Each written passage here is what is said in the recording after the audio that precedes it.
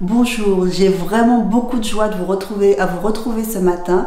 Cela fait 12 dimanches que nous ne sommes pas vus, mais nous avons malgré tout eu la joie de partager des moments de louange, des moments de partage de la parole de Dieu et des moments de communion fraternelle. Donc ça, c'est malgré la distance, comme le disait le pasteur Jean-Luc la semaine dernière, ce n'est pas le bâtiment, ce n'est pas la pierre qui fait l'église, c'est nous qui sommes bien vivants, c'est nous qui sommes là.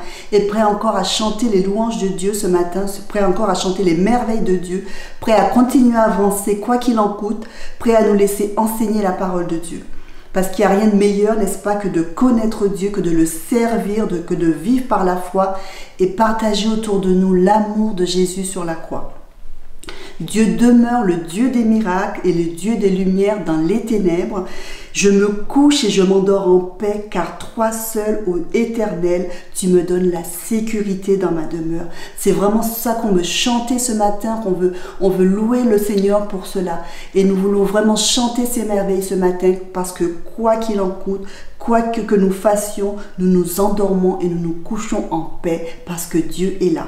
Nous voulons nous courber pour prier quelques instants, pour remettre ce moment entre les mains du Seigneur. Je louerai l'Éternel de tout mon cœur parce qu'il habite au milieu de nous. Il fait des merveilles au milieu de nous.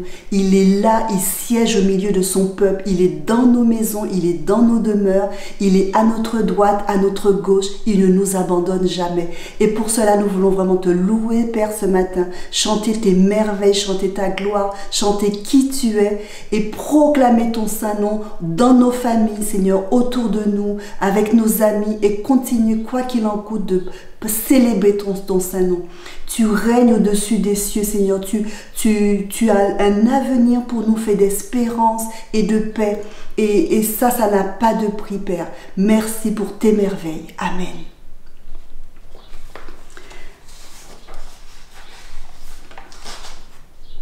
Nous allons avoir au cours de l'été 2024, la France va accueillir les Jeux Olympiques. Nous en avons tous entendu parler. La France sera en effervescence à l'approche des Jeux. Les athlètes s'entraînent déjà. Ils mettent toute leur énergie pour remporter des médailles et à arriver les premiers dans leur discipline.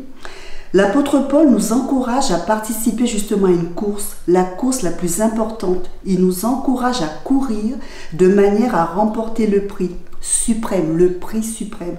Plus qu'une médaille d'or ou une médaille d'argent, une médaille de bronze, il nous dit de courir pour remporter la couronne. En tant que chrétiens, nous ne serons pas spectateurs de la course comme nous le serions pour les Jeux Olympiques par exemple. Nous sommes tous appelés à participer et arriver au bout du parcours avec la foi dans le Seigneur.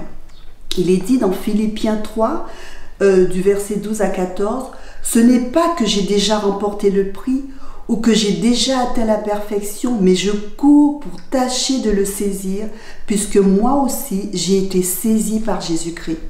Frère, je ne pense pas l'avoir saisi, mais je fais une chose, oubliant ce qui est en arrière et me portant ce qui est en avant, je cours vers le but pour remporter le prix de la vocation céleste en Jésus-Christ. » Et en 1 Corinthiens 9, 24, « Ne savez-vous pas que ceux qui courent dans le stade courent tous, mais qu'un seul remporte le prix? Courez de manière à le remporter. » Paul compare la vie chrétienne à une course du temps vers l'éternité. Le point de départ, le pardon de Dieu qui nous a qualifiés, qui nous donne le droit de participer à cette course. Et le point d'arrivée, l'entrée dans l'éternité avec Jésus. Oh, quelle joie! Nous possédons déjà le salut de notre âme, gratuit et identique pour tous les chrétiens. Mais au bout de la course, il y a un prix éternel, une récompense céleste. Nous ne sommes pas le seul à courir dans le stade. Nous ne sommes pas seuls à courir et à marcher dans ce stade. Parce que quelquefois on marche, quelquefois on oublie de courir. Mais Dieu lui-même nous accompagne. Si qu'on soit tombé, qu'on soit blessé, si on n'a plus de la force de courir, il ne faut pas abandonner la course. Quelquefois on abandonne la course. Jésus est là pour nous relever, nous fortifier, nous guérir. Il nous invite à redémarrer cette course qui aboutit à la vie éternelle avec lui. La vie éternelle. Quel bonheur de savoir qu'au bout de cette course, nous serons avec Jésus éternellement. Nous voulons passer ce moment de louange à vraiment célébrer la gloire de Dieu, et parce qu'il n'y a aucun autre vers qui nous pourrions aller qui pourrait nous faire le bien que Jésus nous fait. Aucun autre. C'est pour ça que nous allons chanter « Seigneur, à quel autre irions-nous? Il n'y a que toi. Il n'y a que toi qui sois fort et puissant, et il n'y a que toi qui nous donne le sentiment, le fait de te connaître, d'avoir partager déjà un bout de ciel sur la terre, parce que connaître Dieu, c'est déjà connaître un avant-goût du ciel.